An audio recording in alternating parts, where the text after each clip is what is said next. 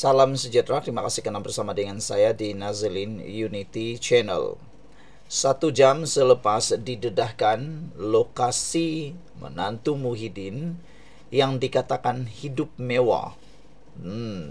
Hidup mewah di sebuah negara di Arab, beliau kini mendapat berita yang buruk pula. Ini tindakan kerajaan selepas pendedahan tersebut. SPRM telah pun memohon bantuan Interpol kesan lokasi sebenar menantu Muhyiddin. Wow, ini berita yang menarik perhatian kita semua.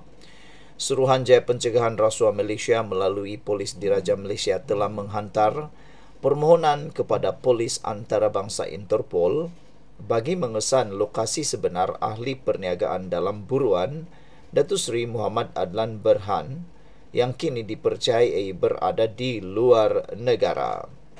Ketua Polis Negara Datuk Seri Muhammad Khalid Ismail berkata, pihaknya dimaklumkan bahawa SPRM sedang melaksanakan beberapa siasatan lanjut bagi membantu siasatan termasuk melalui kerjasama dengan pihak berkuasa antarabangsa. Kata Ketua Polis Negara, semua sedia maklum bahawa beliau iaitu Adlan berada di luar negara. SPRM telah mengambil tindakan yang sebelum ini orang ramai tidak tahu.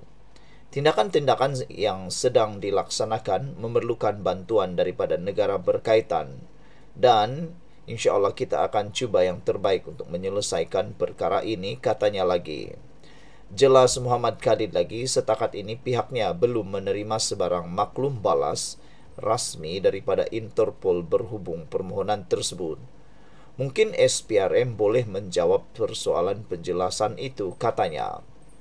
Media sebelum ini melaporkan Adlan Berhan yang melarikan diri lebih 2 tahun lalu kini dipercayai menjalani kehidupan mewah di sebuah negara Asia Barat. Adlan yang juga menantu kepada bekas Perdana Menteri Tan Sri Muhyiddin Yassin dikehendaki oleh SPRM bagi menghadapi pertuduhan pecah amanah. Tuan-tuan dan puan-puan, selain daripada itu, pihak berkuasa negara kita juga melalui Kementerian Dalam Negeri telah pun mengesahkan bahawa pasport menantu Muhyiddin telah pun dibatalkan. Menteri Dalam Negeri Datuk Seri Saifuddin Nasution Ismail memaklumkan Jabatan Immigration JIM telah membatalkan pasport antarabangsa milik menantu Tan Sri Muhyiddin Yassin Datuk Seri Muhammad Adlan Berhan. Menurutnya, pembatalan itu dibuat selepas menerima permohonan daripada Suruhanjaya Pencegahan Rasuah Malaysia dan telah dilaksanakan mengikut prosedur undang-undang sedia ada. Saya difahamkan Jabatan Immigration Malaysia bahawa SPRM pernah mengangkat permohonan untuk membatalkan pasport dan hal itu telah pun dilaksanakan dan saya boleh sahkan pembatalan pasport, katanya pada sidang akhbar di sini hari ini. Beliau berkata demikian bagi mengulas status pasport milik Muhammad Adlan yang kini dikehendaki SPRM bagi menghadapi pertuduhan pecah amanah. Sebelum kita teruskan ulasan ini, jangan lupa tinggalkan komen anda dengan tanda pagar tangkap penjahat. Tapi sebelum itu, izinkan dulu saya berkongsi kepada anda semua. Ini ialah terapi imun Transfer Factor for Life. Terapi imun yang meningkatkan daya imun badan kita sehingga 400%. Secara umum dan ringkasnya, apabila imun badan kita lemah, bodoh dan tidak seimbang, kita kena penyakit dan tidak sembuh daripada sebarang jenis penyakit, dan penyakit berakar, bertumbuh, bercabang dan bersarang di dalam tubuh badan kita. Tetapi apabila terapi imun ini mengajar, mendidik, menguatkan imun badan kita, kita sembuh daripada semua jenis penyakit dan akar penyakit akan dihapuskan oleh imun badan kita dan kita sembuh. Cepat dapatkan produk yang hebat ini melalui nombor telefon saya yang tertera. Produk ini lulus KKM, halal dan diperakui oleh doktor-doktor di seluruh dunia. Jika anda sudah berdoa untuk kesembuhan anda, ini jawapan yang Tuhan hantar kepada anda semua hari ini. Saudara-saudara sekalian, Saifuddin juga telah menyatakan bahawa biarpun kes itu berada di bawah bidang kuasa SPRM, namun pihaknya akan mendapatkan maklumat lengkap dari semua agensi berkaitan di bawah Kementerian Dalam Negeri KDN, termasuk JIM dan Polis Diraja Malaysia. Ditanya sama ada nama Muhammad Adlan telah dimasukkan dalam senarai Interpol, Saifuddin menjelaskan perkara tersebut telah dibuat oleh badan siasatan tersebut.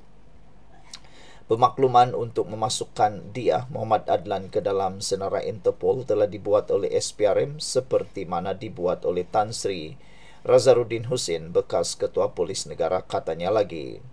Ditanya sama ada Muhammad Adlan bergerak menggunakan pasport yang telah dibatalkan, Saifuddin Nasution berkata pihaknya akan menyemak dakwaan tersebut.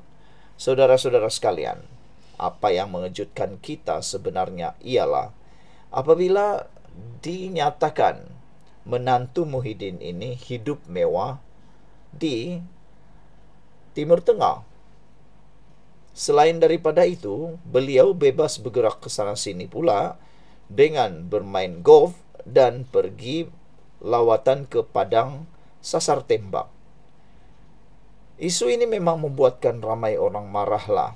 Kata mereka, bagaimana seorang pelarian yang dikehendaki SPRM mempunyai dakwaan dalam mahkamah boleh pula hidup mewah, berjumpa dengan tokoh-tokoh di Timur Tengah, dan boleh pula bermain golf di negara Thailand dan lawatan ke padang sasar tembak.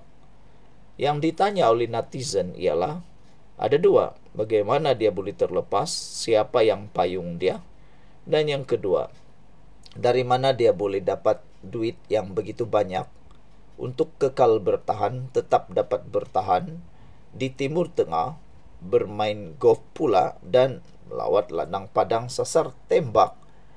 Ramai yang menyangkakan menantu Muhyiddin ini hidup dalam keadaan merempat, tiada duit dan sebagainya.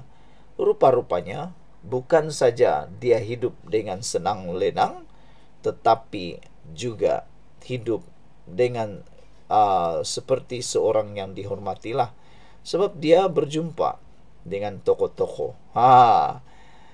Tapi Menteri Saifuddin Nasution Ismail telah pun mengesahkan bahawa pasport menantu Muhyiddin telah pun dibatalkan.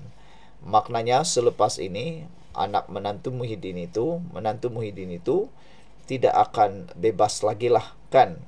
Pembatalan pasport Datuk Seri Muhammad Adlan Berhan dilakukan oleh Jabatan Immigration. Saifuddin kata sudah, pasport Muhammad Adlan sudah dibatalkan. Saya diberi faham oleh Jabatan Immigration bahawa SPRM pernah mengangkat permohonan membatalkan permohonan individu tersebut, iaitu menantu Muhyiddin.